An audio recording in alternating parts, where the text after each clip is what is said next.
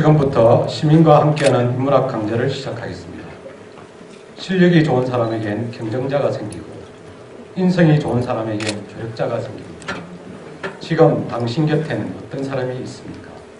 시민과 함께하는 인문학 강좌를 통해 인성을 완성하여 항상 조력자와 더불어 사는 행복한 인생을 누리시길 바랍니다. 행복한 인생, 그 시작은 인문학입니다. 오늘 시민과 함께하는 인문학 강좌 제9강은 김홍진 교수님의 미술을 통한 마음으로 접근 그리고 마음을 다스리다 라는 주제의 특강입니다.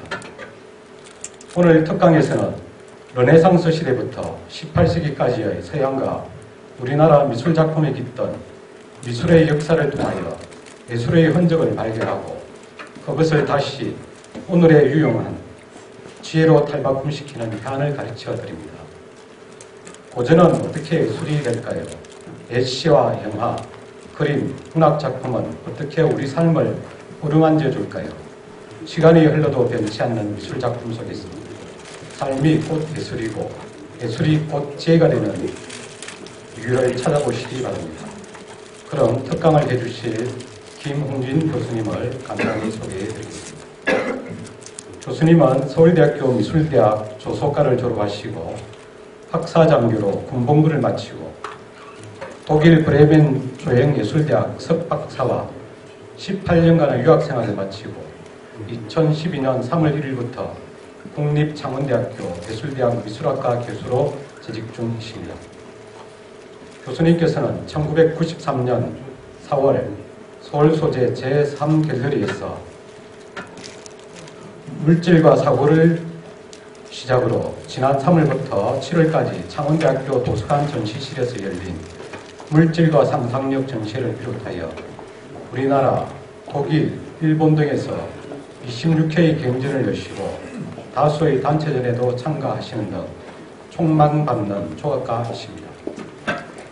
부산고등학교 재학 중에는 공부도 잘하고 선배 말도 잘 듣고 묵묵히 하실에서 그림만 그리는 전형적인 모범생이었으며 현재는 창원대학교 예술탄음대 사업단장과 문화예술융합인재양성사업단 부단장으로 문화예술 분야 협력 및 발전을 위하여 헌신적으로 노력 중이십니다.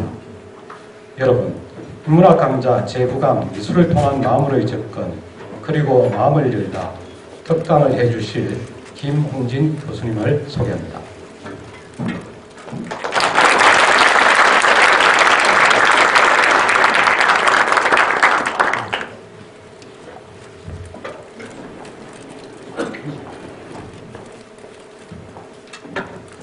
네, 감사드립니다. 방금 소개해 주신 대로 그렇게 훌륭하지는 못했습니다. 하지만 한 번도 좌절하지 않고 지금까지 혹은 저 자신을 위해서 혹은 주위를 위해서 끊임없이 노력하는 것에 자부심을 가지고 있습니다. 그래서 오늘 미술이라는 것이 사실은 한국 시장이 유럽이나 미국보다는 그렇게 뛰어나지는 않습니다. 하지만 제가 교육자로 돌아온 것은 앞으로 10년 혹은 50년을 내다보고 저희 제자들이 충분히 그들과 함께 경쟁할 수 있다는 어떤 가능성을 찾았기 때문에 제가 교육자로서 이렇게 돌아와서 이 자리에 아마 서게 된 것 같습니다. 그런데 우선 현대사회에서 가장 우리한테 필요한 것이 마음을 여는 문제. 물론 훌륭한 지식, 모든 것들이 있겠지만 그것들이 과연 우리 마음을 그렇게 편하게 열어주는지 아니면 오히려 우리 지식으로서 오히려 상대방과의 더 우위를 가지기 위한 어떤 경쟁을 하게 만드는지 이런 문제에 저는 미술의 관점을 두고 서양은 어떻게 살아왔고 그 당시 한국은 또 어떻게 시작됐는가 여기에 대해서 간단히 설명드리고 2부에서 궁극적으로 왜 미술이 필요한가 또는 어떻게 풀어나갈 것인가 여기에 대해서 간단히 설명드리겠습니다.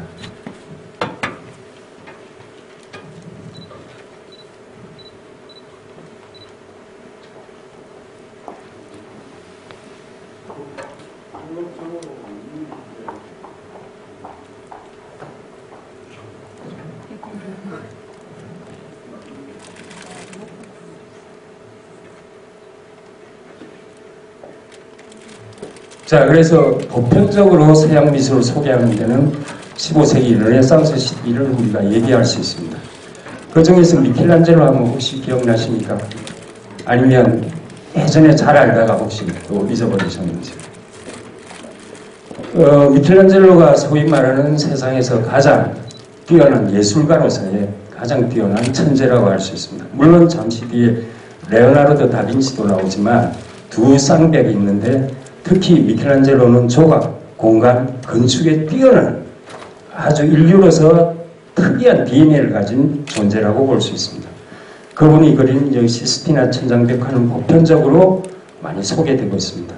자, 이 내용이 무엇이었을까요? 15세기에 천재가 무엇에 대해서 성당 벽 위에 그렸을까요?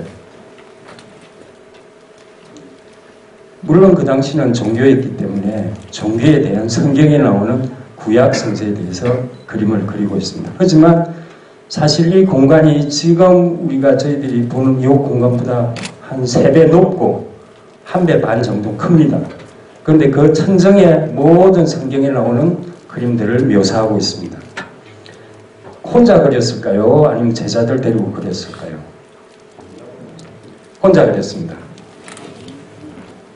보통 그림을 그리게 되면 이 화면에 이렇게 그릴 수 있지만 천정에 대를 놓고 사다리를 타고 올라가서 이렇게 그렸습니다.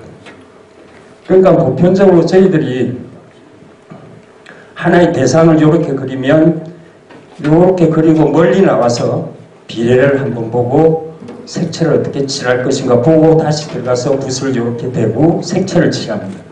그런데 이분은 위에 올라가서 한 번에 모든 것을 그려냈습니다. 그렇다면 얼마나 인체에 대해서 확실한 수련과 훈련이 아마 필요했겠죠. 그래서 그 중에서도 특히 천지창조의 아담의 창조가 나오게 됩니다. 작가로서 한번 생각을 해보겠습니다. 신이 흙으로 자신의 닮은 모습을 제조하는데 어떻게 표현해야 될까? 어떻게 표현하지? 작가의 생각에 따라 여러 가지의 표현이 나올 수가 있습니다. 그러면 이렇게 솔직히 이렇게 완벽한 인체가 현대 존재할까요? 아니면 과거에도 존재했을까요? 이렇게 완벽한 인체. 지금 격투기 선수도 요만큼의 인체는 불가합니다. 하지만 신이라는 관점을 인체를 그리기 위해서 가장 인간으로서 완벽하고 이상적인 인체를 그렸기 때문에 자신의 모습을 닮은 아담이라는 모습을 일단은 생각을 하게 됩니다. 그럼 신을 그려야 되는데 신을 어떻게 그리죠? 미켈란젤로도 신을 본 적은 한 번도 없었을 겁니다. 그러면 신을 젊게 그릴까? 헤어스타일을 어떻게 하지? 가만히 있어. 신에게 아담처럼 얼굴벗은 모습으로 그릴까? 그것은 안 되지. 하나의 가운을 입혀야지. 그래서 가운을 입힙니다. 그러면 신이란 존재를 요 화면은 하늘입니다. 공간. 가운만 입히고 툭 그려놓으면 과연 신다울까요? 그러니까 작가는 생각합니다. 그렇다면 항상 신을 그리게 되면 그 보좌는 누가 필요하죠? 천사. 그래서 엔젤, 천사들을 이렇게 그려놓게 됩니다. 그런데 천사들을 대부분, 물론 남자 천사도 있고 여자 천사도 있는데 여자 천사는 한 사람만 그리고 어린 아이로 표현하면서 옷은 벗겨버립니다. 왜냐하면 이 화면에서 보시면 이 천사도 옷을 입히고 이 천사도 옷을 입히고 하면 화면이 굉장히 복잡해지고 깝깝해집니다. 그러니까 미켈란젤로가 생각한 것은 신만 가운을 입히고 천사는 벗겨서 대조적인 표현을 해가지고 하나의 화면이 복잡하지 않게 하지만 동체는 나오게 이렇게 표현을 생각하게 됩니다. 그 다음 아담은 옷을 입힐까 벗길까 얼마나 생각을 했겠습니까? 그런데 성경 9절에 흙의 모양으로 빚었다 해서 입힐 필요가 없고 그냥 건강한 인체 사나이로 이렇게 빚게 됩니다. 그러면 그 다음 문제가 미켈란젤로가 걱정해야 되는 게 그러면 생명을 전한다는 것은 어떻게 표현할까가 나옵니다. 생명을 어떻게 전하죠? 어떤 작가는 아담을 깨닫는 걸로 혹은 귀에 대고 입김을 불어넣는 걸로 표현을 할 수도 있겠습니다. 그런데 미켈란젤로는 예술가입니다. 조각가고. 그러니까 손끝으로 생명을, 기술을 전하는 것으로 표현을 생각하게 됩니다. 그래서 손끝으로 이렇게 생명을 전하게 되죠. 그런데 다시 다른 면에서 보면 모든 인체의 포즈들이 이렇게 다 꺾여 있습니다. 다리도 평범하게 뻗을 수도 있는데 한 다리는 꺾어놓고 팔도 손목도 다 이렇게 꺾었습니다. 그 다음에 뒤에 받치고 있는 손도 꺾었습니다. 꺾어서 다시 이렇게 돌립니다. 신도 마찬가지입니다. 모든 동작들, 인체를 뒤집어 버리고 다 팔들을 꺾고 있습니다. 왜 그랬을까요? 우리 팔 꺾게 되면 어떻게 됩니까? 신줄이 튀어나오고 혈관이 보이게 되죠. 그러면 마치 살아있는 듯한 행위를 하는 듯한 그런 표현을 하기 위해서 모든 부위를 꺾어놓게 됩니다. 다음 그림을 보셔도 살아있다는 그 생명감 때문에 모든 인체를 털고 비틀고 꺾게 됩니다. 자, 이 장면은 이제 사과를 따먹고 이제 에덴에서 쫓겨난 장면이죠.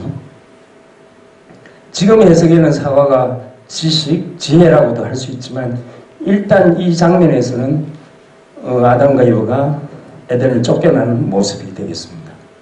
여기서도 모든 팔들과 모든 인체들은 서로 꺾여 있어서 서로 살아있는 하나의 존재하는 현실감을 보기 위한 이런 표현이 되겠습니다.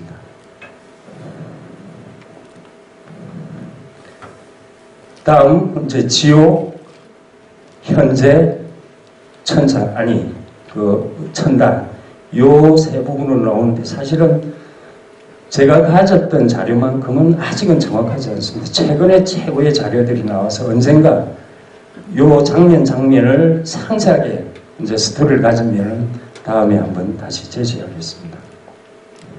이 지옥에서 자신의 모습을 이렇게 비춰주고 있습니다.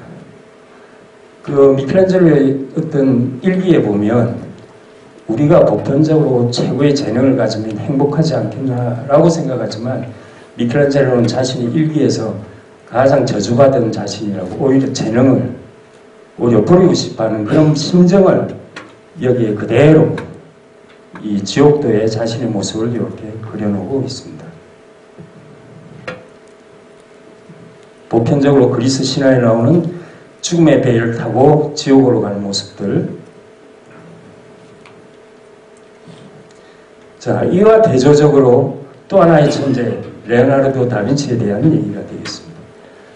보통 비평가들은 지금의 이 모습, 최후의 만찬의 모습이 감히 인간이 생각할 수 없는 최고의 구도로서 과학적인 분석을 하고 있지만 사실은 작가 보기에는 그렇게 뛰어난, 그렇게 의도적인 작업이라고는 볼 수 없습니다. 하지만 최고의 작품은 분명합니다. 이 다음 작품에서 보시면 이제 우리가 보편적으로 아는 레오나르도 다빈치, 예, 모나리자.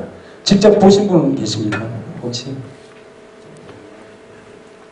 우리가 늘 교육을 통해서 최고의 작품이다라고 이렇게 우리 느끼게끔 강요도 있었고 했지만 직접 보셨을 때는 어땠습니까? 느낌이?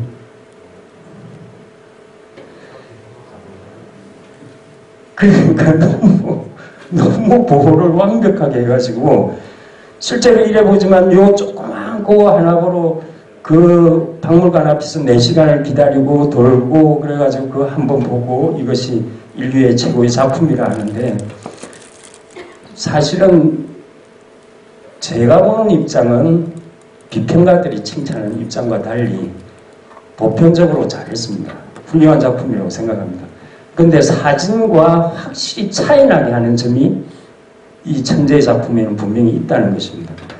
만약에 똑같이 이렇게 생긴 분을 사진을 찍었다면 물론 그 이후의 사진은 나왔지만 이렇게 찍었다면 사진으로서 순간 100초분의 1에서 포착해내는 그 동세하고 이 그림 그리기 위해서 3년, 4년 시간상으로 보면 측정할 수 없는 시간에 손질이 가해집니다. 그러니까 지금으로 생각하시면 하나의 포토샵에서 하나의 사진을 한순간에 바꾸지 않고 수십 년을 시간을 투자해가지고 하나를 재창조하는 그런 과정을 이 천재 레오나르도 다빈치가 겪었던 겁니다. 이런 완벽하다는 것이 예술에 존재할 수 없는데 완벽할 수 있다는 하나의 방향성을 제시한 존재로서 뛰어난 작품이라고 할 수 있습니다.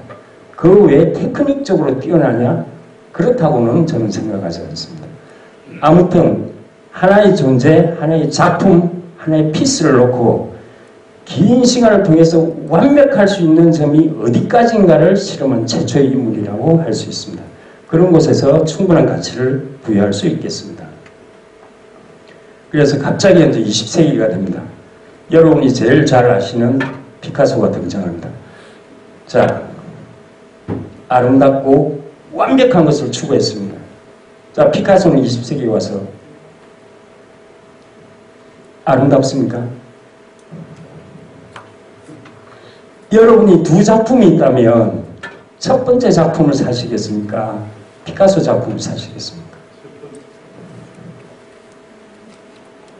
그렇다면 피카소가 바보가 아닌데 피카소도 실력은 충분합니다. 그러면 왜 이 안 팔릴 수 있는 가능성이 있는 작품을 왜 했을까요? 왜 아름답고 완벽한 만을 추구했던데 피카소 20세기에 와서는 오히려 추할 정도의 가장 야성적이고 본성적인 표현으로 테크닉을 최고의 기량으로 하지 않고 어린이 모습으로 이렇게 묘사를 하고 있습니다. 왜 그랬을까요? 여기서 미술이 20세기에 지나서 앞으로 미래가 있느냐 없느냐가 결정이 되는 것입니다. 왜? 안 팔릴 수 있는 작품을 왜 그렸을까요? 왜? 왜 이렇게 그렸어야 했을까요? 20세기입니다. 20세기. 그동안의 지구상에는 어떤 변화가 있었습니까? 르네상스 이후로 유럽에서는 혹은 전 세상에서는 뭔가 불행한 일들이 있었죠. 최고의 불행한 일들. 세계대전, 2차 세계대전. 그 전에는 레오나르도 다빈치도 미켈란젤로도 우리는 신의 피조물로서 가장 지구에서 우주에서 완벽한 존재다. 요 점을 강조하는 가장 아름답고 완벽한 인체여야 했는데 사실 세상에서 1차 세계대전, 2차 세계대전 일어나면서 어떤 상황이 벌어졌습니까? 인간으로서 감히 할 수 없는 많은 불행한 일들이 일어나죠. 거기서 예술가들이 작품 팔아먹기 위해서 아름답게 그리는 것이 예술이 아니다. 인간에 대해서 연구하는 것이다. 우리 인간은 어떻느냐? 욕심, 아집, 권력욕, 요것만 가지면 좋은데 그걸 이용해서 많은 불행한 사태를 타인으로부터 희생을 강요하는 점. 인간은 절대로 완벽한 존재가 아니다. 속에는 야성이 살아있고 아주 부조리하고 불합리한 것들이 반드시 존재한다. 그것이 인간이다. 그 전에 아름답고 엄밀한 미술을 띤 모나리자의 껍데기를 벗기고 안에 들어가서 마인드를 보며 추한 모습, 욕망에 찌든 모습, 모든 모습들을 인간으로부터 발견할 수 있다는 것입니다. 그것이 예술가가 용기 있게 어떤 사물에 대해서 진실을 표현하는 것입니다. 피카소는 그렇게 그렸습니다. 왜냐하면 독일 나치가 저지른 많은 만행들을 실제로 보고 느꼈고 인간이 저럴 수까지 되는구나라는 걸 확인했기 때문에 처녀들 옷을 벗기고 이렇게 추한 모습으로 인간을 여러분 앞에 대상으로서 앞에 등장을 시키게 됩니다. 그래서 예술이 아름답게만 그리고 내 눈을 편하게 하는 것이 아니라 진실을 보여주는 하나의 거울이 되기 시작한 것이 20세기가 되겠습니다. 그리고 이 사람은 거기서부터 머문 게 아니라 하나의 인간의 모습을 제시했지만 그 모습을 통해서 또 다른 모습을 보고자 한 입체파적인 이런 작품들이 나오게 되는데, 이것은 일반적인 조각가들이 감히 할 수 없는 하나의 사상을 가져야만이 예술적 표현이 나온다는 것을 보여주고 있습니다. 그 전에 다른 조각가도 있겠지만 피카소가 가진 인간의 다양성을 회화로 표현할 수 있었기 때문에 입체로서 조각가로서 감히 상상하지 않는 유치하든 유치하지 않던 표현들이 조각에서도 등장하게 되는 것입니다. 인간이 그렇게 완벽하지 못하더라도 아름답지 못한 존재는 아니라는 것을 또 이렇게 소녀를 통해서 보여주겠습니다. 화면상으로는 불합리하지만 감성으로 접근한다면 아름다움은 그대로 전달할 수 있다는 하나의 기교적인 방법론을 여기서 제시하고 있습니다. 우리가 초기에는 저 정도면 초등학생도 그릴 수 있는데 왜 저렇게 피카소가 유명한 거야? 여러 가지 의문들이 앞으로도 계속 남을 수 있을 가능성이 있다고 봅니다. 하지만 이 사람이 이렇게 그릴 수 있는 철학이 밑바탕에 깔렸다는 것은 아무도 부인할 수 없는 어떤 그 점, 철학을 바탕으로 한 표현이 얼마나 다른 세계로 전달되고 연결될 수 있는가 하는 가능성을 열어주고 있습니다. 왜? 피카소 나만 천재로서 모든 예술이 끝나는 게 아니라 나 다음 세대는 또 어떻게 살아갈 것이며 어떻게 대상을 볼 것인가에 대한 표현의 방법론을 스스로가 열어줬다고 보입니다. 자, 그 당시만 해도 피카소 이전에는 모든 작품은 조각가가 정으로 돌을 깨야 되고 화가가 붓으로 색채를 만들어서 그려야 됐습니다. 근데 피카소가 이 정도까지 철학을 바탕으로 해서 그럼 모든 조각 작품은 왜 꼭 작가의 손을 거쳐야만 작품으로 인정받을 수 있는가에 대해서 또 질문을 던지게 됩니다. 자, 무엇과 무엇의 결합입니까?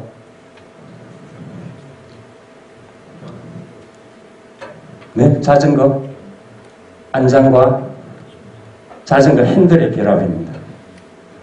흔히 그 당시 타고 있던 버려지는 자전거 안장과 핸들인데 두 개를 결합해서 조그만 작품입니다. 가격대가 얼마입니까?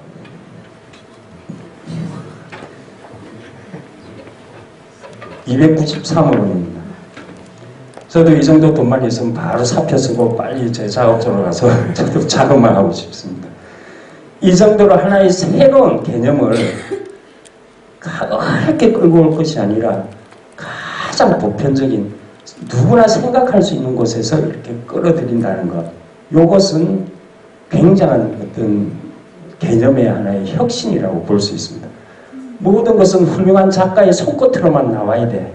그래야 성공할 수 있어가 아니라 우리 주위에 있는 모든 사물들이 가장 순수한 마음으로 결합됐을 때 그것은 작품이고 그것은 인정받을 가치가 있다는 것을 피카소가 증명을 해낸 것입니다.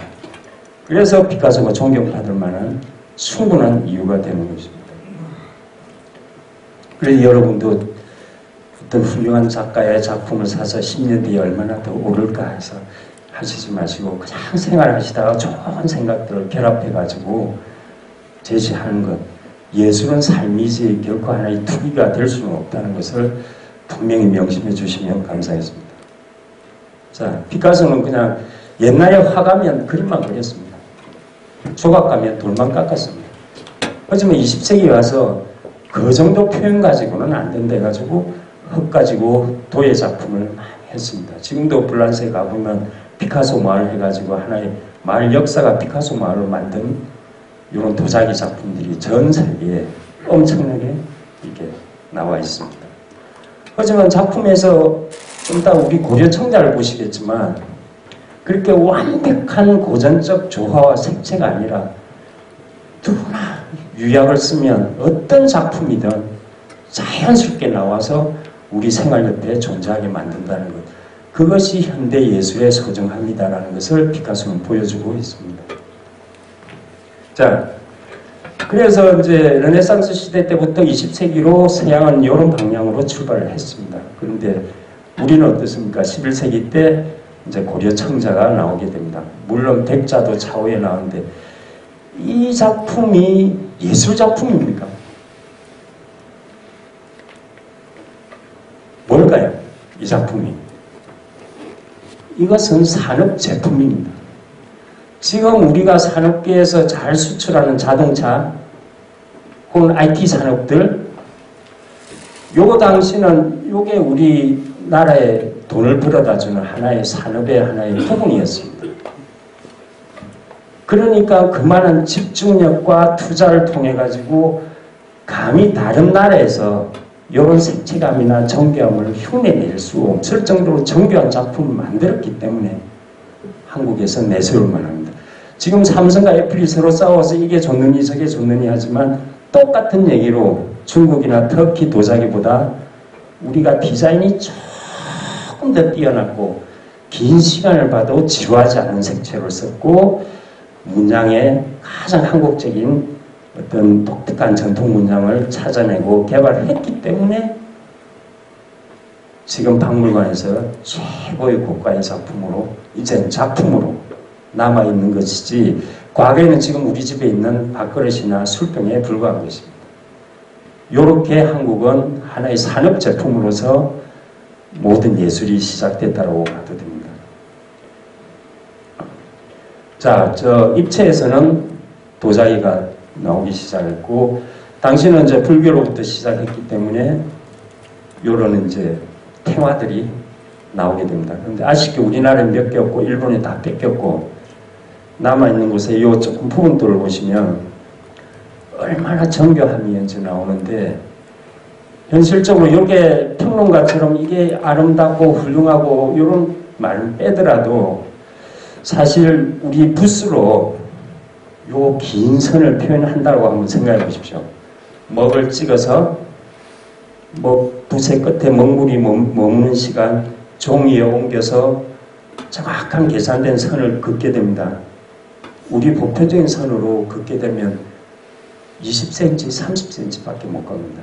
그러면 다시 찍어서 그 다음 선으로 붓을 선에서 연결해가지고 다시 연결하게 되면 붓 끝에 아무리 안 보이게 연결해도 두 번 자국이 남게 됩니다. 이건 정교하게 선에서 자국이 없습니다. 그럼 어떻게 그렸을까요? 붓에도 지금은 우리 무언가를 만드는 최고의 기기들이 있을 겁니다. 이 당시에는 붓으로 그렸습니다. 그럼 붓에도 여러 최고의 붓이 있고 질이 떨어지는 붓이 있겠죠. 그러면 붓은 대나무와 동물의 털로 이루어져 있습니다. 그럼 동물의 털 중에서 가장 긴 선을 먹물을 오래 머금고 있으면서 종이 위로 그을 수 있게끔 하는 어떤 동물의 털이 있는데 어떤 털일까요? 붓으로 사용할 수 있는 최고의 털이 있습니다. 어떤 털? 누구 털? 말? 어떤 것? 족제비. 그런데 좋습니다. 족제비 털도 굉장히 비싼 붓입니다. 그러면 족제비가 털을 여러 종류를 가지고 있습니다. 꼬리털도 있고 몸통털, 뱃살털, 개덩이털, 수염털. 어떤 털일까요? 우리가 제일 혐오하는 어떤 존재의 털입니다. 제일 혐오하는 쥐. 자, 쥐도 여러 털이 있습니다. 겨드랑이 털, 손톱 사이의 털, 코털, 꼬리털, 아니면 피부털. 어느 털일까요? 쥐의 어느 털? 쥐의 수염털입니다. 쥐의 수염털이 쥐가 인류와 같이 존재하면서 인류 주변을 떠돌면서 인류와 같이 살아갈 수 있게끔 많은 진화를 거쳤습니다.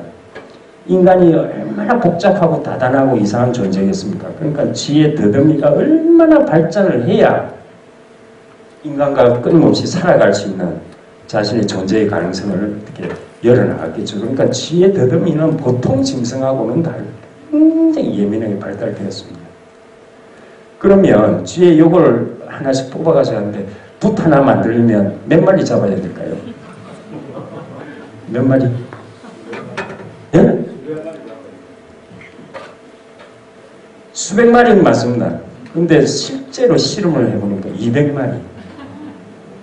200마리를 잡아서 실제로 전문가한테 붓을 만들어라 하니까 붓 하나가 딱 나왔는데 그 붓으로 요 끝에서 선을 한번 그어보니까 6m에서 8m를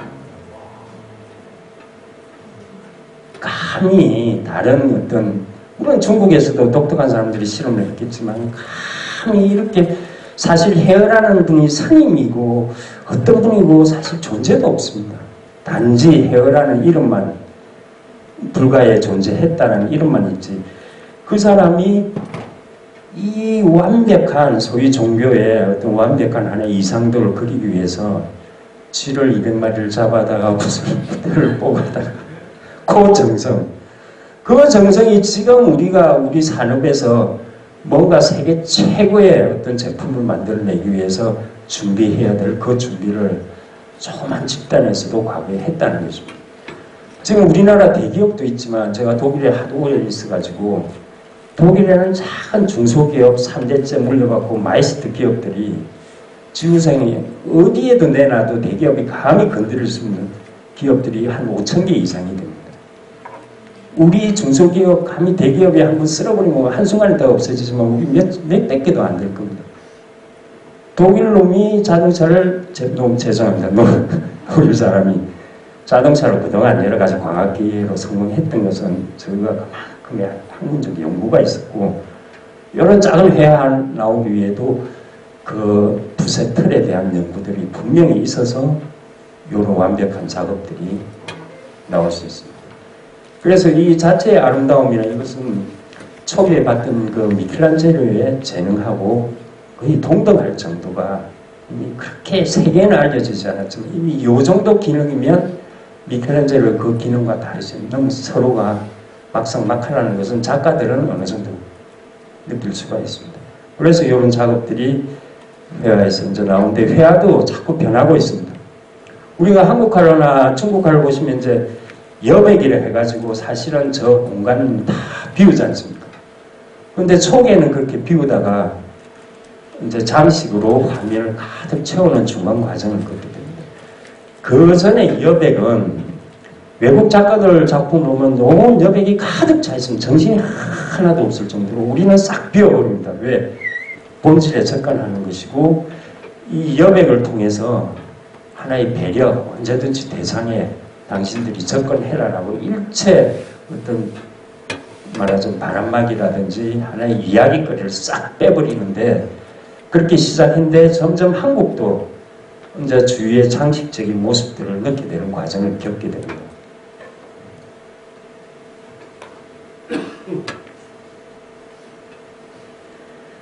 자, 그리고 그 조금 전으로 가더라도 아까 그 귀하다는 은밀한 미소의 어떤 레오나르도 다빈치의 미소 이게 한국의 미소라고 이제 내세우는 그 미소가 됩니다. 은밀합니까? 미소가 소박하잖아요. 우리의 모습.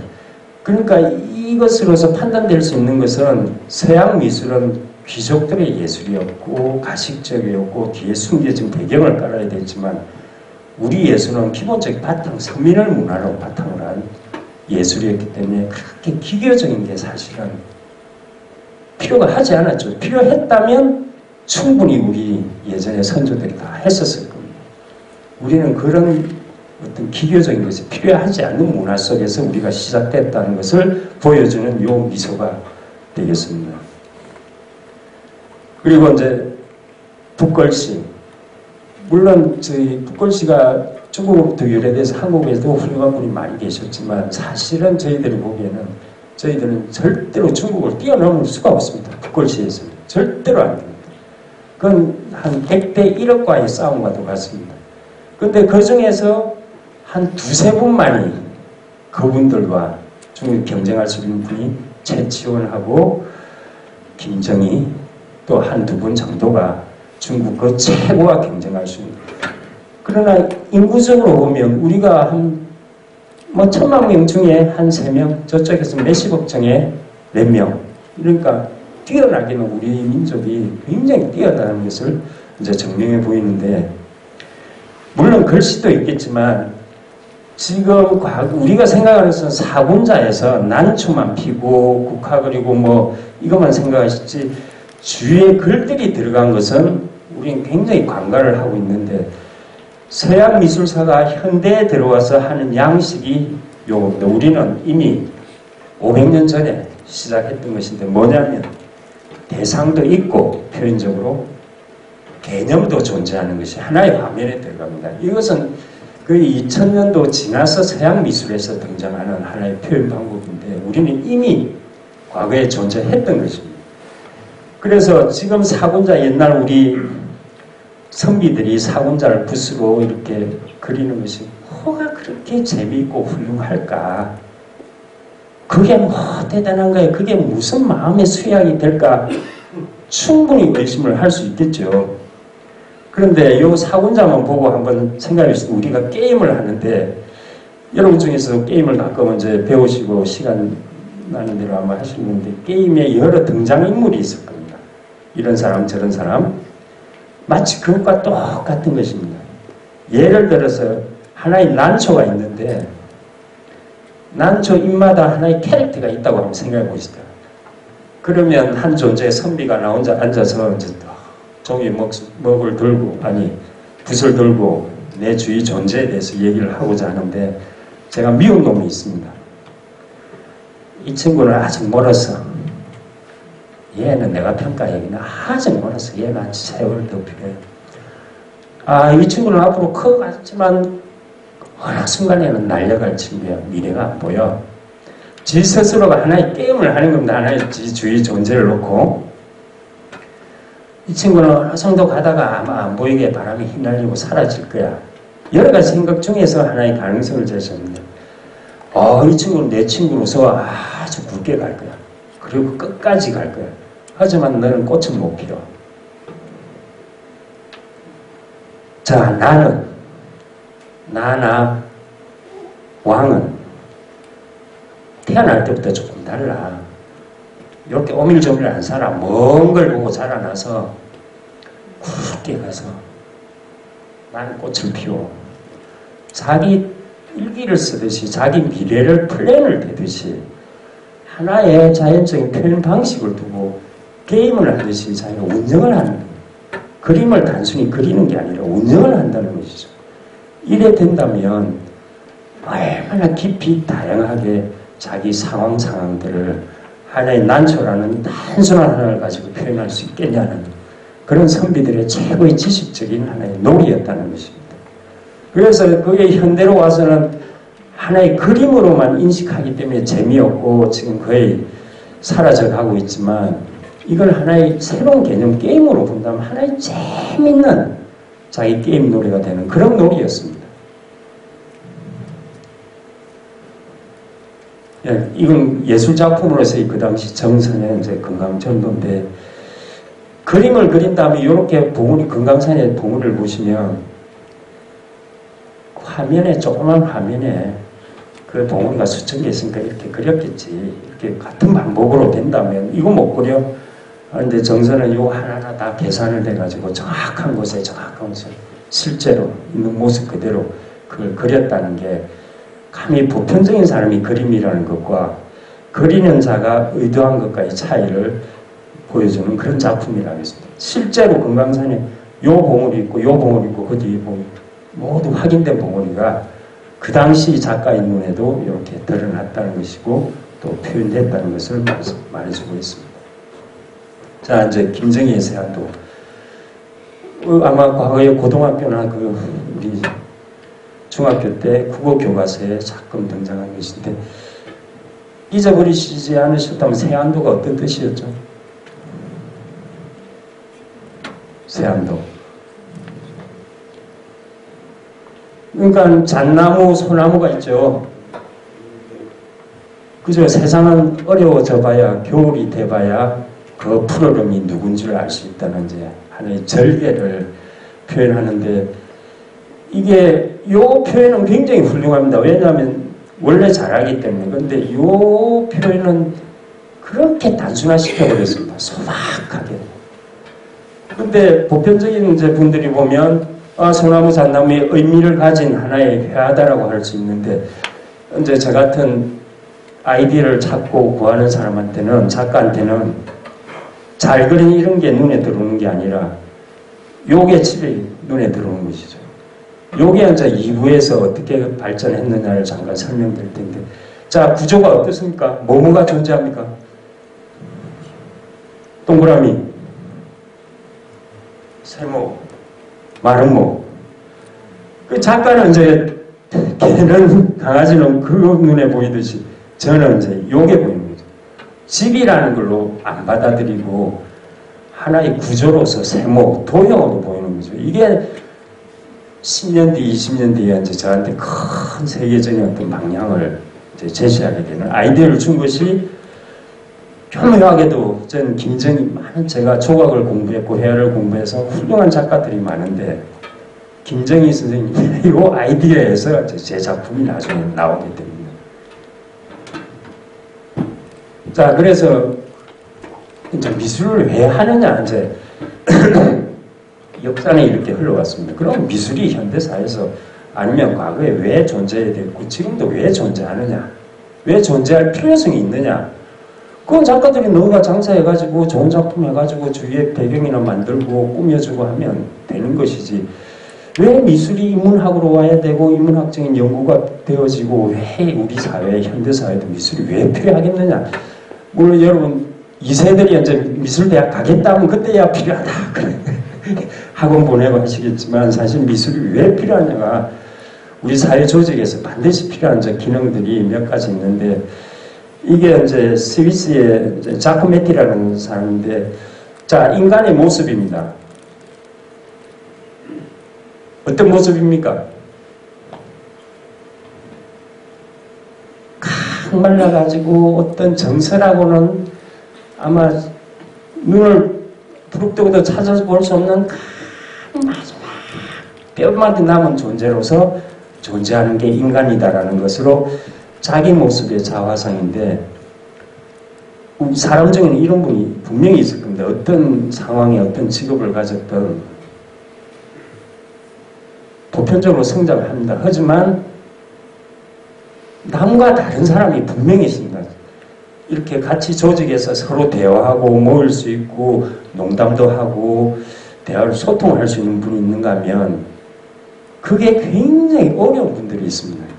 누가 그냥 지나가는 말로 해도 마음에 탁 걸리거나 자기가 감히 이 사람한테 이렇게 해주고 싶은데 말을 못하는 그런 성격들 소위 말하는 같이 조직에서 사회에서 어울릴 수 없는 성격들 그걸 굳이 정신병으로는 하지는 않겠습니다만 그런 성격들을 가진 사람이 대표자가 이 자코메티인데 이분은 조각적인 정상적인 사회적인 했지만 인간관계에서는 보편적으로 자신의 어떤 감정을 드러낼 수 있는 성격적 한계들이 분명히 있어가지고 오로지 조각으로서 표현을 통해서만이 사회를 만나는 그런 어떤 존재들이 분명합니다.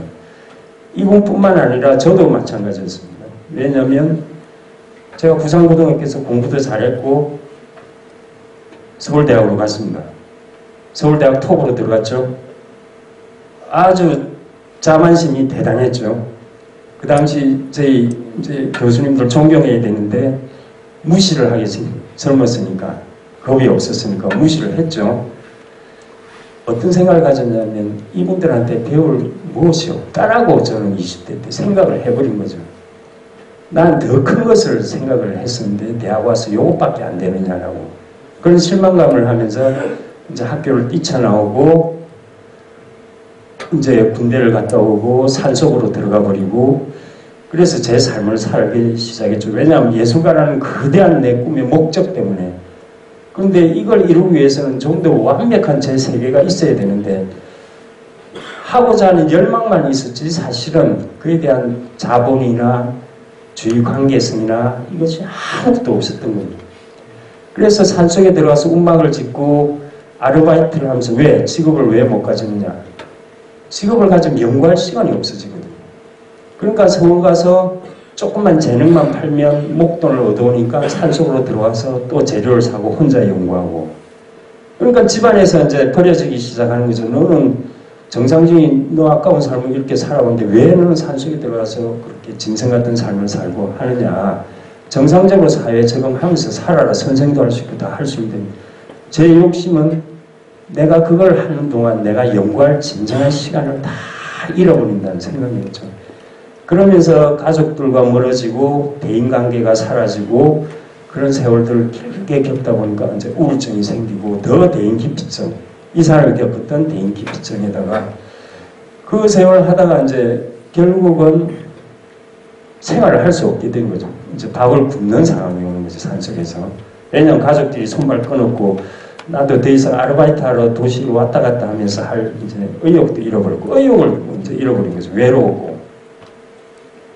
그래서 살 길을 어떻게 생각하냐면 나는 가능성이 없나 보다. 내가 너무나 잘못된 인생 길을 갔나 보다 해서 출가를 하게 되는 거죠. 왜? 출가하는 삼시세끼는 그래도 밥은 뭘까? 혼자 사니까 생각이. 그래서 해인사로 갔더니 주지스님이 너 마인드는 어떤 정치적 욕망이나 이게 없고 조용히 학성으로나 갈 타입이니까 저쪽 송광사로 가라 해가지고 이제 송광사로 갔죠. 거기서 이제 삼시세끼를 정말 이제 배부르게 먹을 수 있었고 장작되고 큰 스님들 유의 돌봐주고 정말 행복했죠. 그런데 행복한 뭐 이제는 스님이 돼야 되는데 스님은 하나의 직업인 것입니다. 스님 교육을 받아야 되죠. 연부를 다시 공부해야 되고 한자 공부해야 되고 목탁 치는 것 어떤 모든 것들이 하나의 직업으로서 승려의식으로 다 받아야 되는데 또 거기서는 저한테 안 맞는 거죠. 또 나는 스님 될 팔자는 아니다. 명상을 하고 생각을 하고 인생이 뭔가 돌아보는 이것은 좋은데 스님으로서 직업으로서 세상 살아가기는 나는 부족하다는 걸 느끼는 거죠. 그래서 거기서 지리산으로 다시 도망을 가게 되면 끊임없는 도망을 핍니다. 그래서 지리산 산천 꼭대기에 가가지고 이제 움막을 짓고 대신은 이제 밥은 굶지만 자유는 얻었죠. 하지만 지리산에는 배경이 음식물은 마음대로 구할 수 있으니까 거기서 다시 삶을 시작했는데 3년을 이제 거기서 내가 마지막으로 내가 필요한 기능, 테크닉이 꼭 필요한 예술가로서는 그게 마지막 카드이기 때문에 그래서 그걸 익히는데 그 이제 외로움과 우울증이 이제 극단적으로 올라갔죠. 그런데 거기서 생각할 수 있는 것은 사실은 제가 지리산에 간 것도 절에 간 것도 아무도 모르는데 괜히 지리산에서 누군가를 그리워하면서 혹시 나를 누군가는 찾아오지 않을까라고 그리워한다는 사실. 제가 알리지도 않았고 무례하게도 살았는데 누가 저를 찾아주겠습니까? 그런데도 산꼭대기에서 작업하다가 항상 산 밑으로 누군가 길이 있으면 누군가 나를 찾아주지 않을까라는 그런 생각으로 그러니까 이제 테크닉이 어느 정도 올라가니까 이제 생각한 것이 손끝에서 표현이 되는 거죠. 우리 작업하는 사람들한테 반드시 필요한데 그 과정이 생각하면 손끝에서 알아서 기계적으로 이제 표현을 해내는 거죠. 이제 생각한 것이 표현되는 시기가 온 것이죠. 하지만 이미 나이는 너무 오래됐고 세상을 예술가의 세계에서 떠난 지 오래됐고 나는 내 작은 내 열망하는 것은 얻었지만 이걸로 세상 싸움이 될까? 더 이상은 이제 나갈 필요도 없고 여기서 지리산에서 이제 자연인으로 살다가 내 인생 끝내자. 더 나가서 또 사고 일으키고 이런 짓거리는 이제 그만두자. 그래서 이제 여기서 죽자라고 마지막 붓을 들고 그림을 딱 그리는데 마음속에 스스로가 외치는 겁니다. 너 이 정도 됐다. 엔간해라. 이제 너를 용서할 수 있겠다. 이제 사회에 나가서 다시 처음부터 다시 시작하는 말을 스스로가 이렇게 하게 된 거죠.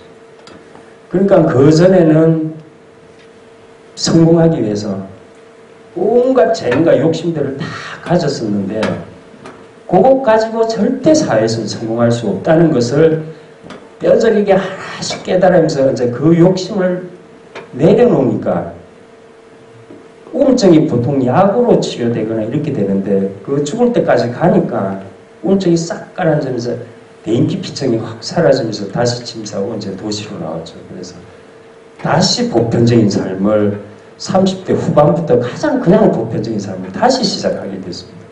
그래서 30대 말에 이제 결혼을 하게 됐죠. 원래 예술가들은 결혼을 가면 꿈꾸면 안 됩니다. 그건 굉장히 건방진. 왜냐하면 정상적인 삶이 아니고 오로지 지 꿈을 위해서만 살아가는 사람들인데 감히 가족을 거느리고 그걸 부양한다는 것은 제가 보편적인 직업을 투잡을 갖거나 아니면 최고의 재벌집 뭐 따님을 만나거나 이게 아니면 불가능하죠. 근데 우연히 만난 친구가 이제 학교 동기였는데 저보다 나이는 많았는데 이제 우연히 만나게 됐는데 이제 자기는 일찍 자리를 잡고 있었던 거죠. 그래서 이제 결혼을 이제 해주겠다 해가지고 제가 감사해서 사랑보다는 존경하는 마음으로 딱 1년 행복했습니다. 딱 1년. 1년 정말 행복했습니다. 아, 나도 가정을 가질 수 있구나. 그런데 1년 뒤에 어머니가 뇌졸중으로 딱 쓰러지면서 분당 차병원에 모시고 다시 이제 원점으로 다시 돌아간 겁니다. 저희 가족들도 굉장히 이남이녀로 성공했던 사람인데 제가 막내인데 어머니가 쓰러지고 하니까 보편적으로 어머니를 똥오줌을 받아내는 것은 이제 너는 예술가니까 할 일이 없지 않느냐. 네가 차병원에서 24시간 똥오줌 받고 살아라. 나머지는 다 돈 벌기 바쁘다. 그래서 그게 이제 저야 평생 애를 먹였으니까 제가 똥오줌 받는데 부인 입장을 어떻겠습니까? 1년 지나고 1년 반 지나고 어머니 차돈을 얻고 이제 거의 생각만 하십니다. 어느 날 와서 여보 내가 너하고 왜 결혼해 줬는데 너 재능 보고 한 거야. 너 미래가 있다라고 나는 돈 벌어. 내가 교수로서 내 세상에 겁날 거 없어. 난 이제 다른 남자한테 선택받지 않아도 돼. 난 내가 남자 선택해. 그래서 너를 선택했는데 너 뭐하고 있어? 언제 막 너 뭐하고 있는 게 너는 이제는 가장이야. 너 어머니 아들이지만 너는 가장이야. 너 성질로는 한국에서 안 돼. 너 독일 떠나라. 너가 떠나지 않으면 끊임없이 가족들이 너 보고 모시라고 하고 부탁할 테니까 어머니는 자기가 모신대. 내가 애 놓고 어머니 모실 테니까 너는 떠나. 안 그러면 우리 가족의 미래는 없다. 정말 그 결단을 이제 딱 내려준 거죠. 그래서 그 당시는 경상도 남자가 뭐라 했겠습니까? 가시나게 미치나. 어디 부모를 버리고 내 성공하겠다고. 당신이 혼자라면 그건 나쁜 생각이지만 당신 가장이야. 이제 네가 선택해. 해가지고 이제 산속 생활에다가 고작 이제 정상적인 삶을 왔는데 제가 아무리 잘났어도 영어 다 까먹었지 독일어 다 까먹었지 다시 처음부터 시작해. 그래서 독일로 떠난 겁니다. 그가 겨울인지 여름인지도 모르고 티켓 하나 끊고 해가지고 배낭 하나 메고 그래서 거기서부터 다시 독일어 공부를 시작하는데 보편적으로 독일어 시험을 보려면 1년 반 정도는 걸립니다. 그런데 한국에서 법학을 하게 되면 기본적으로 바이마르 법이기 때문에 독일어를 기본적으로 공부를 하시죠. 그러니까 독일 가는데 저희는 전혀 다른 방면에서 예술 쪽에서 접근하니까 독일어 아베 체대도 다 까먹었죠. 거기서부터 다시 관점을 시작하는데 제가 갔을 때만 해도 1년 반 안에 대학에 못 들어가면 추락입니다. 국외 추락입니다. 그러니까 그 안에 언어를 완성해야 되고 대학을 콘탁해서 찾아내야 되고 그 모든 것을 이제 저도 물러설 때도 없고 거기서 24시간을 5개월 동안 독일 공부를 했습니다. 그래서 시험을 봤는데 됐습니다. 5개월 만에 그런 거죠. 그래가지고 언어가 되니까 이제 독일 전역을 떠돌면서 독일 나한테 맞는 교수를 선택하게 됩니다. 그럼 브레멘이 맞았고 그 양반이 이제 콘탁해서 브레멘 대학에 빨리 들어갈 수가 있었는데 왜냐하면 이제 언어가 되니까 이만한 마페라는 제 작업을 들고 온 독일은 미술대학이 몇 개 안 됩니다. 총 털어서 한 5개, 6개 전부 다 국립이거나 그래서 어느 브레멘 대학이라고 왔는데 이런 여름방학 때 요런 라운지에 커피 자판기 있고 그래서 기차 8시간을 타고 갔습니다. 원래 트리에서 공부를 했고. 그래 가서 놓고 돈을 아끼기 위하니까 커피 한 잔이 항상 이제 밥값인데, 그래 저 지하실에서 웬 낡은 옷 입은 할아버지가 이제 방학인데 아무도 없는데 쓰고 오더니 그 라운지에 저 혼자 마패놓고 웬 아시아 친구가 하나 탁 앉아가 보니까 자기들 딱 보기에 저는 콘타 가러 갔거나 교수 만나러. 그래서 저한테 와가지고 당신 어떻게 왔냐 해서 나는 트리에서 온 한국 사람인데 나 대학에 빨리 들어가야 되고 여기 훌륭한 교수를 찾아서 여기까지 왔다니까. 그럼 너 작품 한번 볼 수 있나 해서 속으로 야 독일 하우스 마이스터는 서당계 3년이면 이제 풍을 얻는다고 독일 하우스 마이스터 그러니까 요 건물을 관리하는 사람은 이제 작품도 아는구나. 작품을 다 보자 하다니 작품을 딱 보는데 저는 어떤 훈련을 받았냐면 어느 외국인이 이 초란 아시아한테 만남을 주는데 3분, 5분 이상 시간을 절대 안 줍니다. 절대 시간 안 주죠. 30분 들어주고 이 사정 들어주고 할 사람이 아무도 없죠. 그러니까 타지에 가서 딱 한 사람 만나면 3분 안에 내가 누구며 어떤 재능이 있고 어떤 가능성이 있다는 것을 그 훈련하는 게 생존의 저희로서 제가 할 수 있는 모든 독일에서 할 수 있는 다 했습니다. 그래서 상대방을 딱 보면 이제 눈동자를 보는 거죠, 항상. 그런데 그 하우스 마이스터 같은 노인네가 작품을 딱 보더니 3초에 동공이 이렇게 커지는 걸 제가 확인을 했습니다. 그 정도로 정확하게 해야 되고 이 이상 내가 갈 곳은 없다는 것으로 했기 때문에 지금 제가 앉아서 동공 안 보입니다. 지금은. 그 당시에는 그만큼 절박했으니까 이 노인의 안경 뒤에서 동공이 확대되는 걸 시간을 쟀습니다. 실제로 1초, 2초, 3초인데 확 커지는 겁니다. 그 작업이 지리산에서 목숨 걸고 했던 그런 류의 작업이었습니다. 그러니까 딱 듣더니 나 너한테 플라츠 줄게. 독일은 대학 입학이 아니라 플라츠를 줍니다. 이건 자리 하나. 당신 누구냐고 나는 프리즈 페링이라는 그 입체파 교수다. 너 나한테 자리 줄게. 너 나한테 와. 5초 만에 이제 모든 것이 이 정도로 해결된 게 지리산에서 그 준이 산이 사고 쳤던 그 테크닉이 그 바탕에 깔리면서 저는 그래서 정상적으로 생활하고 독일에 돌아오지 않으려다가 10년, 15년 애는 다 컸다 해서 이제 연간하고 돌아오라 해서 저도 우울증이고 독일 여성은 아름답지는 않습니다. 한국 여성보다. 프랑스 여인이 아름답습니다. 독일 여자는 맑았습니다. 정말 생활력 강하고 저보다 거칠고. 그래도 그 긴 세월 동안 외로우니까 독일 여자친구도 사귈 수 있죠. 근데 이거는 내 어머니까지 봐주지 모든 걸 책임져 주고 나를 보내준 사람에 대해서 양심상도 없지. 그러니까 정서는 하나도 없어서 그 애정적인 정서는 사라지고 오직 작업으로서 독일 유럽의 최고의 작가들하고 이제 팔꿈치 싸움으로 나가야 된다. 그래야 나가 이 보답하는 것이고 내 존재의 가치다. 오로지 그렇게만 갔으니까 속병은 얼마나 깊이 들었겠습니까? 그 겨울날 송곳으로 허벅지 찌르고 작업하고 허벅지 찌르고 정말 배신은 안 했습니다. 그래서 긴 세월이 드니까 좀 마누라도 이제 행가에 안 했냐. 꼭 독일에서 작업해야만이 유럽의 최고가 되냐. 한국에서 작업해라. 작품 보내면 되지 않느냐. 이제 세상 변했다.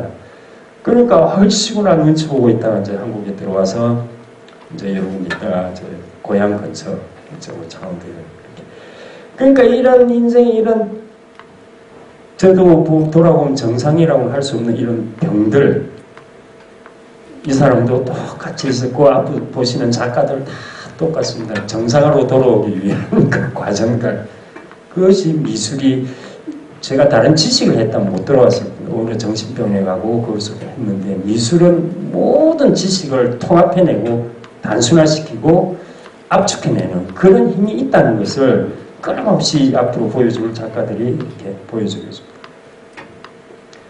우리가 사랑에 대한 표현을 하는데 물론 지금 많이 나아져가지고 영화에서는 에로티시즘이라든지 남녀 간에 사랑하는 장면을 보이는데 사실 그 전에는 감히 남녀 옷을 벗겨가지고 이렇게 표현한다는 것이 굉장히 타부시됐습니다. 그런데 예술에서는 이게 성화다, 예술이라는 이름으로 두 남녀가 사랑하는 모습을 돌로 깎았습니다. 굉장히 고생해서 깎았기 때문에 누가 봐도 저거는 이거 윤리에 어긋나라고 이렇게 말씀하실 분 계십니까? 저걸 작품이라고 하면 안 돼. 저건 세상에 보이면 안 돼. 봐줄만 합니까? 그런데 한번 모습을 보십시오. 이 로댕의 작품인데 포즈를 한번 보십시오. 로댕은 남성주의자입니다. 키스를 하는데 남자는 마치 그대로 정상적인 위치에 있고 여성이 사랑을 갈구하고 있습니다. 그런데 이게 이제 요 조각 작품에서 이렇게 과장해서 표현했지만 이게 실질적으로 포즈를 잡아서 이렇게 키스하려면 정말 허리가 이렇게 쉽지 않은 그런 포즈입니다. 그 포즈지만 사랑이라는 어떤 아름다운 여성이 가진 인체 표현 과장됐지만 하지만 그 내면에 깔려있는 로댕 자신의 남성주의, 여성은 사랑을 갈구하는 존재지 절대로 남성이 여자한테 사랑을 갈구하는 존재는 아니다라고 생각하는 이 작가의 마인드가 이제 여기에서 드러나고 있습니다. 요 한번 보시고 이 사람 조각 작품에서는 여성은 무조건 희생적이고 슬퍼야 되고 요런 포즈만의 작품들이 거의 등장하고 있습니다. 로댕에서는. 마이올이라는 작품에서 보면 여기서는 전혀 바뀌죠. 남자가 차갑게 사랑을 갈구하는 포즈로 가고 여성은 거부하는 몸짓으로 있는 게 마이올은 굉장히 여성주의자고 어머니를 사랑하고 여성을 존중하는 그런 작가입니다. 작품에서는 거의 다 드러납니다. 그러니까 사랑이라는 것을 보더라도 여성은 이런 포즈며 완벽한 거의 중년의 체구를 가진 그건 완벽성 때문에 그렇게 표현을 했고 남성의 이 포즈는 거의 20대에서 그죠? 초기에 어린애 같은 장난을 사고를 가진 남성은 그래서 마이올은 굉장히 남성은 아직 사고적으로 어린애에 불과하다는 걸 조각으로 이렇게 보여주고 있습니다. 자, 이제 작업을 보면 미술이 지금은 사진이나 모든 다른 기능들이 있지만 이 당시에서는 앵그레의 오달리스크인데 아름답습니까? 어떻습니까? 이 사람은 아름다움을 표현하려고 한 게 아니라 오달리스크가 뭡니까? 터키 왕의 노예들, 여성 노예들. 터키 왕이 봄 궁전, 여름 궁전, 가을 궁전, 겨울 궁전인데 한 궁전에 자기만을 위해서 살아야 되는 5,000명의 시녀들을 데리고 그게 오달리스크인데 이걸 고발하기 위해서 고발하는데 추하게 그리면 아무도 관심을 안 주겠죠. 그러니까 가장 아름답고 의도가 전혀 다른 겁니다. 가장 아름다운 모습으로 뭔가를 숨기고자 하는 모습으로 이렇게 그려서 여성은 남성의 성인 노예가 아니라는 것을 보여주기 위한 그 작품이 되는데 이 앵그러도 과거 사람이라 절대 여인을 앞으로는 그럴 용기는 안 됩니다. 그 시대에 그랬다가는 잡혀나가거나 큰일 나죠. 그래서 뒤돌려놨습니다. 일단 문제는 고발하기 위해서. 그런데 요 모딜리아니 정도 이제 20세기로 들어오면 이제 그런 개념은 과거 개념은 있는 모습 그대로가 왜 어때서 이제 작가들의 생각들이 이제 변합니다. 과거에 여성임은 숨겨야 되고 가려진 아름다움이었는데 아니 그 존재가 뭐가 어떻느냐 이거죠. 그래서 있는 모습 그대로를 그냥 그렸습니다. 물론 이 당시는 굉장히 비판을 받았습니다. 저렇게 추하게 성적 있는 것을 모두 노출해서 감히 그림을 그리다니. 그래가지고 작품 거의 못 팔고 가난하게 젊어서 이제 죽긴 죽었지만 그 이후에 얼마나 훌륭하고 아름다운 모습인가. 그냥 딴 생각 안 하면 그냥 아름다운 그 모습인데 자꾸 사회적으로 연관을 시키니까 그것은 부도덕한 장면이다라고 이제 개념을 그 당시는 판단했죠. 지금은 이제 여기에 대한 정당한 평가를 받고 있습니다. 그리고 이런 그림도 있고 아름다움을 그리는 게 작업이 아니라 있는 사실을 그대로 드러나서 세상에게 거울처럼 이렇게 전달하는 미술이 역할을 하고 있다는 것. 자, 이제 정신병에 들어가는 지금 같은 치매에 걸린 여인도 이렇게 사실적인 묘사를 하게 되고 이제 세상이 조금씩 변합니다. 이런 또 자기 생각을 가지고 이렇게 표현한 사람. 또 이제 이분도 저와 똑같은 삶을 이제 살았죠. 사업을 하려니까 사업 안 돼. 그래서 목사가 하고 싶어서 교회 가서 이제 목사 공부를 하고 설교를 하니까 사람들이 안 와. 아무것도 할 수 없는 무능력한 사회적 실패자죠, 소위 말하는. 이 동생 태호가 평생을 이렇게 돈을 대주면서 그림 조금 받아주고 돈 보내주고 생활비 안 보내줬으면 거의 사회에 그냥 완전 피해자, 실패자예요. 세상이 보기에는 이 사람의 못된 성질이나 개성들이나 이것에서 친구 하나 감히 가까이 둘 수 없는데 요 자기가 그린 그림 마인드로 이 사람의 마인드를 분석해 보면 그렇게 아름다운 근원적인 사랑이 있었다는 게 이제 드러나는데 사실 제가 봐도 지금 이 표현법 굉장히 유치합니다. 그래서 이 사람 그 당시 때 친구들한테도 이런 유치한 그림을 그리다니. 왜냐하면 붓의 터치나 이런 것은 그냥 최하 수준의 이게 표현인데 하늘을 이래 그리는 생각을 가지는 화가는 없었다는 거죠. 잘 그리는 사람은 맞겠지만 이렇게 섣부른 말은 정제되지 않은 테크닉으로 하늘을 이렇게 상상할 수 있는 화가는 지금까지 없었다는 거죠. 그걸 해낸 자. 그러니까 우리가 한 존재를 놓고 한 부분을 가지고 너는 너무나 아니야 라고 말할 수 없는 게 그 아니야 부분들이 모여가지고 엄청난 생각을 이끌어낼 수 있다는 가능성은 누구나 가지고 있다는 것. 그것을 고흐가 이렇게 또 보여주는 그의 하나의 사례가 되겠습니다. 항상 마음속에 교회당을 항상 집어넣고 있습니다. 항상 표현해서. 그 다음에 그 당시는 이제 소위 말하는 지금 이제 광고물이 없었기 때문에 이런 프랑스 혁명을 이끈 이런 이제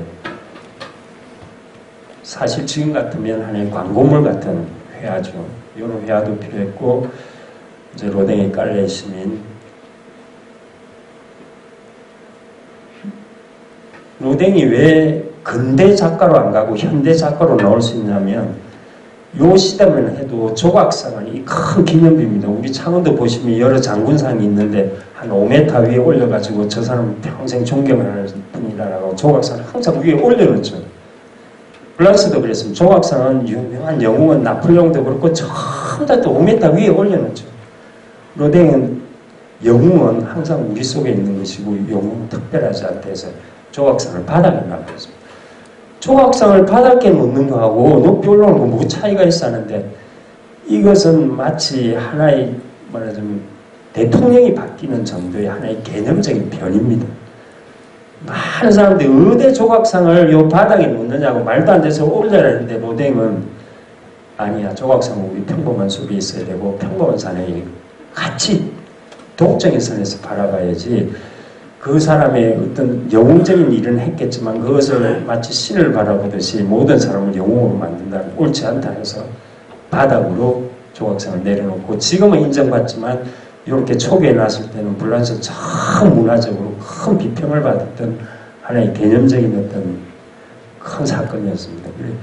피카소가 왜 그런 추한 인간은 완벽하지 않다는 그림을 그리게 된 계기들 왜냐하면 저 나치들이 스페인 게르니카라는 마을을 어린이부터 노인들까지 학살했을 때를 고발하기 위한 이런 작업도 미술에서는 있었고 이제 어려운 시기에 이제 직업을 구하기 위한 이런 사람들 항상 상황을 설명하고 있고 가끔 이런 작품 한번 보시면 게 네덜란드의 이제 피터 브루겔이라고 이 사람은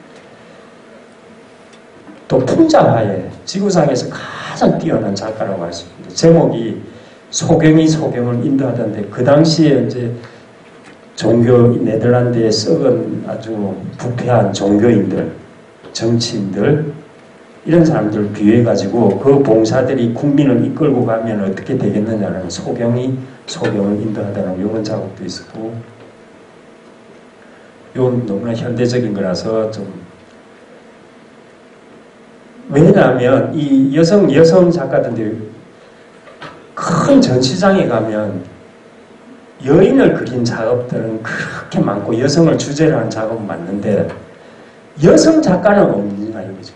그러니까 예술계에서도 여성은 아직도 남성이란 작가를 우대하지 여성은 그렇게 최고의 작가로서 인정하고 있지 않다라는 그 예술 그 자체를 비판하기 위해서 이런 이제 고릴라 집단들이 생기고, 이게 레오나르도 다빈치가 이제 그 당시 비록 산업혁명을 통해서 동력은 없었지만 장갑차라든지 혹은 헬기 혹은 낙하산 정도도 이미 공간역학에서 계산을 하고 있었다는 것, 여기서부터 이제 디자인이 나와서 현대 이런 것들도 다 미술의 하나의 분파였고, 이제 현대 작가들이 나오게 되는데, 이완이라는 분은 이제 한국에서 굉장히 훌륭한 분으로 인정받고 있는데, 이제 작가들도 관객을 이해하게 됩니다. 여러분들이 가끔 작품 앞에서 가만히 있어봐. 이거 어떻게 이해해야 돼? 내가 뭘 이해해야 되지? 이 작품이 뭘 얘기하고 있는 거지?를 작가가 생각해서 그냥 즐거운 자유를 누려라라고 제목을 아예 던져줍니다. 그리고 또 그렇게 그립니다. 목을 찍어서 처음부터 쭉. 그러면 이게 무슨 예술이야? 이렇게 하실 분 앞에서 이게 또 예술이다. 그러니까 예술이 따로 있는 게 아니고 여러분 마음속에 있는 거나 내 작가 마음속에 있는 거 똑같으니까 마음대로 예술을 활용하고 느끼고 스스로 판단하고 자유를 주겠다는 그 생각으로 이제 작가들이 관객을 이제 다시 관점을 가지고 있습니다. 또 이런 순수한 것들도 존재할 수 있고, 동심적인 거, 앙리 마티스가 이제 피카소의 쌍벽인데 두 천재가 동시에 앙리 마티스가 7살이 많았고 그 다음 피카소가 태어났는데 서로가 내가 최고고 쟤는 아직 멀었으라고 평생을 이렇게 서로를 복돋우면서 경쟁을 했던 앙리 마티스. 자, 인간의 손재주만 좋으냐? 자연의 눈결정체도 이미 완벽한 존재가 있다라는 것. 최근에 한국에서도 이제 장 아르피의 여성이 앉아있는 포즈인데, 그 전에 아까 보셨던 로댕의 요거 보면 사실 전체를 묘사하기 바빴는데, 이제 현대 와서는 그렇게 묘사할 필요 없어. 앉아있다는 덩어리라는 개념이 중요하지, 눈곱 색이고 코 색이고 이건 중요하지 않다. 이제 개념들의 결정으로 자꾸 나오게 됩니다. 현대 조각에서는. 브랑쿠시는 더 나가서 그럴 필요도 없어. 도형적인 원통의 결합이야. 여성의 이제 인체가 되겠죠. 이것으로도 충분히 존재를 얘기할 수 있다라는 자기 결정론으로 나갑니다. 자, 이제 올덴버그인데 서울시청 앞에 아마 분명히 보셨을 겁니다. 한국에도 훌륭한 작가들 많은데 서울시가 몇십억을 주고 한국 작가권 안 해주고 서울 작가권 이렇게 딱 서울시 중심가에 이렇게 갖다 세워놨습니다. 한국 작가들 이보다 더 훌륭한 분들 많습니다. 자, 표현해서 그렇고, 자, 시각적인 표현들.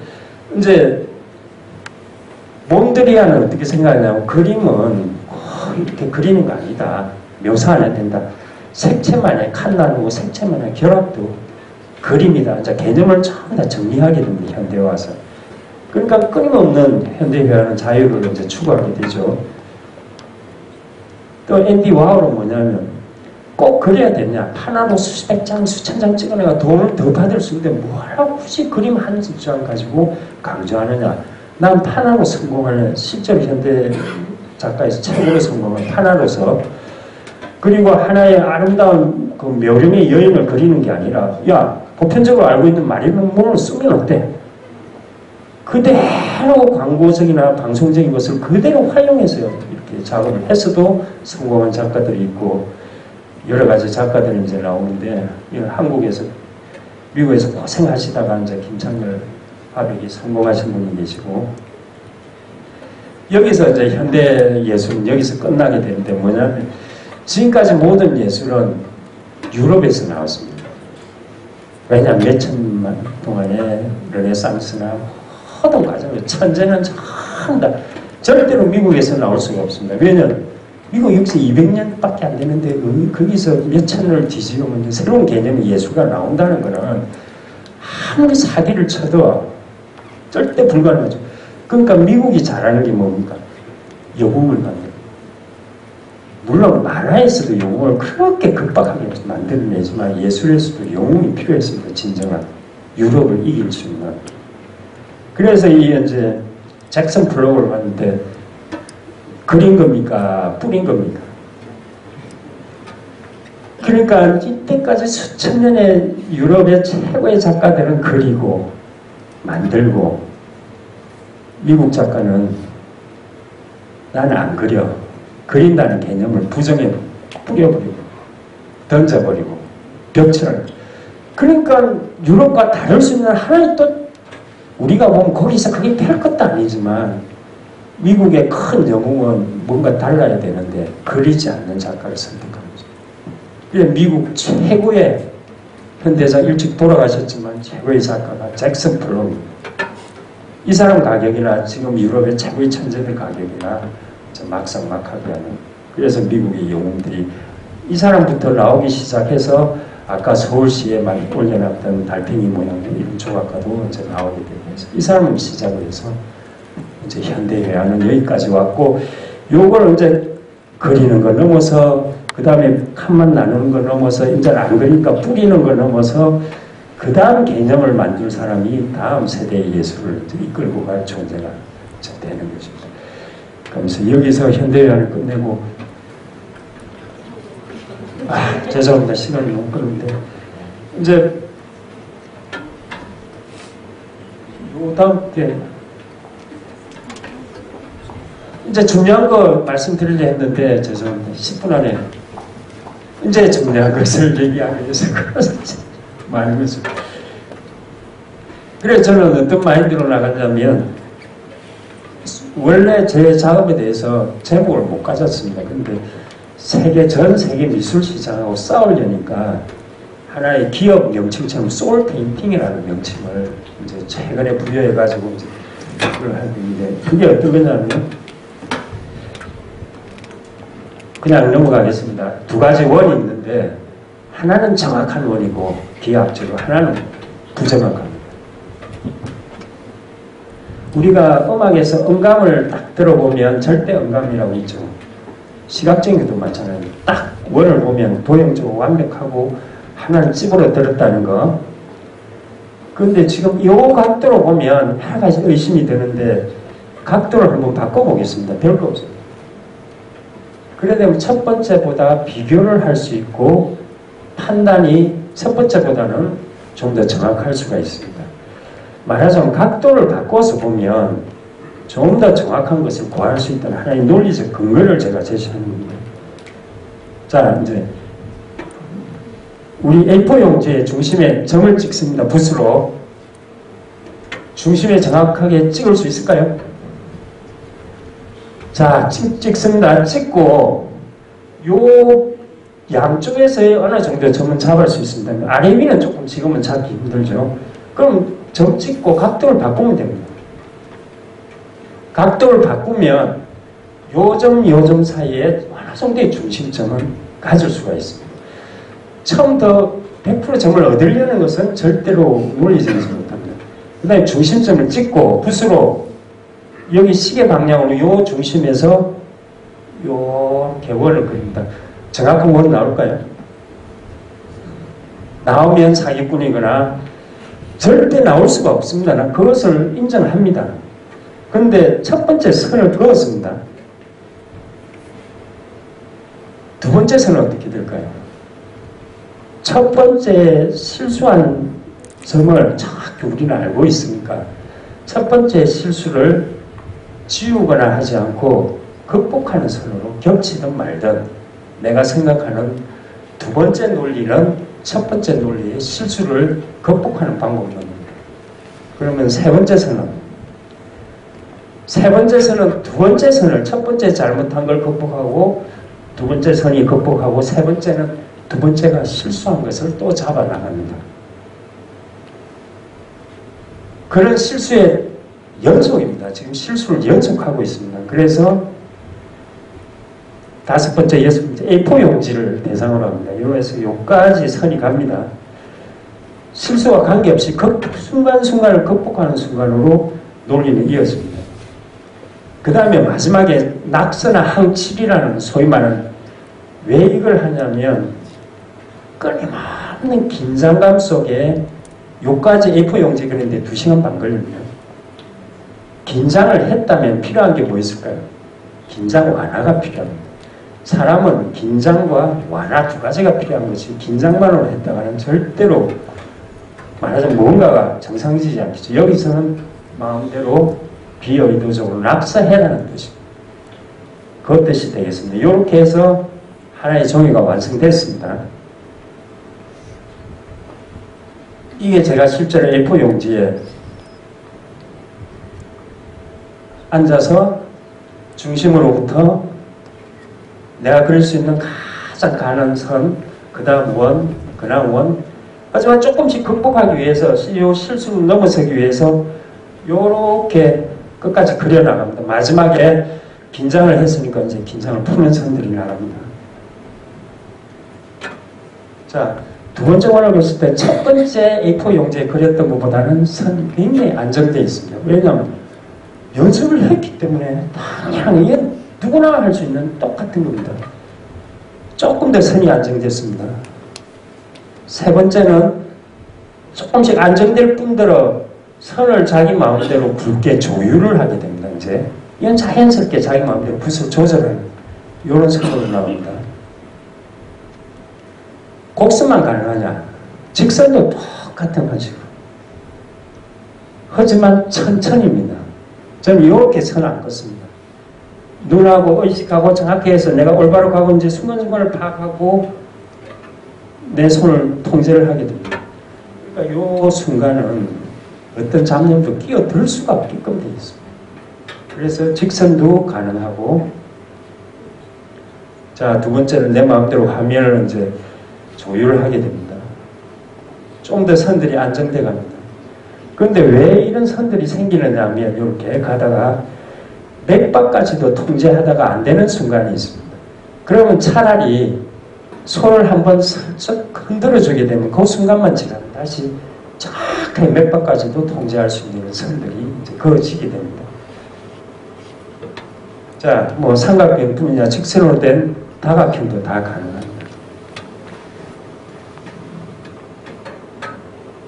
자, 그래서 이런 연습이 끝나면 이제 제가 생각한, 제가 의도한 어떤 도면들이 되는데, 요게 A4 용지에 조그마한 건데, 이제 집중력이 그 정도까지 이제 컨트롤하는 모든 사방팔방으로 이 순간만은 어떤 잡념이나 이런 것이 오로지 호흡 통제되고 맥박까지 통제할 수 있는 복식 호흡이 되고 이래서 하나의 전체적인 화면 구도가 이제 완성되는데 이게 이제 기본기가 됩니다. 이제 이런 걸 테크닉을 익히려니까 그런 이제 제 긴 세월에 미친 사람들이 이제 저한테 이게 안 되면 이론상으로 제가 이게 가능할 것이라 하지 절대로 이게 됐기 때문에 가능하다는 걸 이제 증명해 보이지 않으면 예술은 안 되니까. 자, 두 개의 원을 그리는데 가다가 실수할 수 있겠지. 실수 안 합니다. 의도적인 실수를 해야 됩니다. 너무 완벽하면 안 되니까.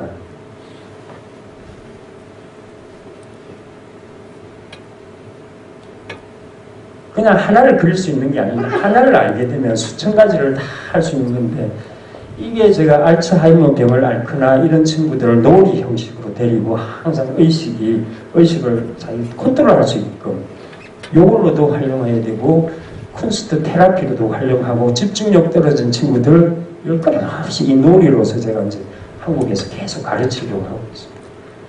자, 모든 것을 이제 조합할 수 있고 이런 기본기가 되면 또 회화로 이제 넘어가게 되고 색채를 가지게 되고 이런 작업들 하나의 스토리를 가지게 되고, 이게 그러면 요만한 그림밖에 못 그리냐? 아닙니다. 내가 붓을 들고 이렇게 움직여도 큰 작업도 다 가능합니다. 그래서 이런 작업들이 이제 태어나게 되는데,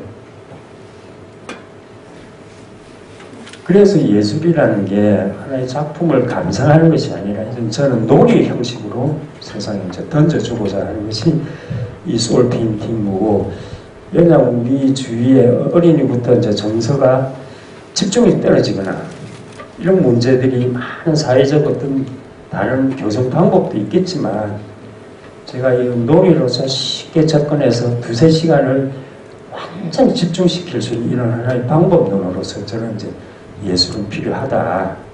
이렇게 전 세상에 이제 쓸모 있는 대로 이렇게 도움을 주고자 하는 게 이제 요 강의를 드리기 위해서 제가 이 예술이 요 정도 흘러왔고, 이제 예술이 그런 것 말고 이제 하나의 놀이로서 사회에 정말 도움이 되는 걸로 이제 준비하는 작가도 있다. 이런 것을 보여드리기 위해서 제가 여러분 오래 잡고 있었습니다. 오늘 강의는 이것으로 끝내겠습니다. 감사합니다. 끝으로 재판의 근본은 사랑과 자비에 있다고 생각해 사랑을 꿈꾸고 실현하는 법정이라는 의미로 사랑법정을 관하신 이강원 창원지방법 원장님의 마무리 말씀이 있겠습니다.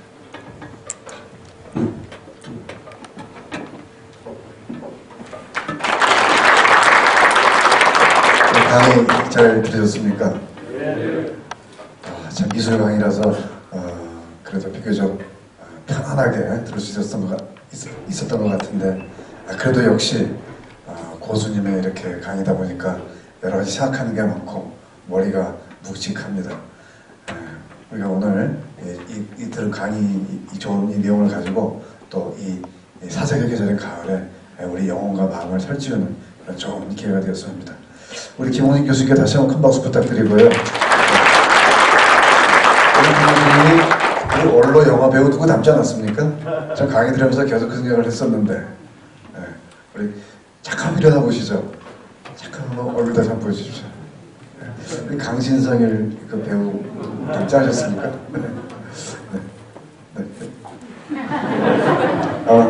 우리 저기 인문학 강의에 나와주시는 그 남성 교수님들 중에서 제일 미남이신 것 같습니다. 이제 인문학 강의가 다음 주 10월 이제 19일로 막을 내리게 됐는데요. 저도 영 마음이 서운하고 뭐 그런 금할 수가 없습니다. 그래서 10월 26일 날 우리가 건강 강좌를 한 번 더 열게 됐습니다. 오전에 11시에 여는데요. 10월 26일 오전 11시 이 장소입니다. 그때는 뭐 운동법, 뭐 노화 방지법, 또 부상 예방법 이런 거에 관해 가지고 스포츠 의학 전문 교수님께서 나오셔가지고 우리 건강에 관해서 유용한 정보를 제공해 주실 것입니다. 여러분들 오늘 그 참석해 주셔서 감사드리고요. 우리 그 창원 법원에서 지금 하는 그 방송 캠페인 그거 좀 보고 계십니까? 따뜻한 봄 이야기. 우리 경남은행 전 지점에서 군내 TV로 계속 송출이 된다고 그렇게 들었고요. 오늘도 기억하시면은 그 KNN 8시 뉴스 끝나고 8시 40분경에 송출이 방송이 됩니다. 그리고 아침에는 그 모닝 와이드 8시 20분에 끝나고 8시 20분경에 또 송출이 됩니다. 보시고 이번에는 이제 소년편으로 해서 소년 범죄 저지른 사람이 이렇게 잘 그 위기를 극복해가지고 사회를 잘 적응해가는 모습을 그렸는데, 다음번 또 3개월 후에는 이제 그 파산에 관한 파산을 소재로 한 또 캠페인을 시작하게 됩니다. 뭐 좋은 아이디어 있으시면은 저희 법원에 알려주실 것을 부탁드립니다. 오늘 늦어가는 가을밤에 가족들과 함께 평안한 저녁 식사 시간 되시기 바랍니다. 감사합니다.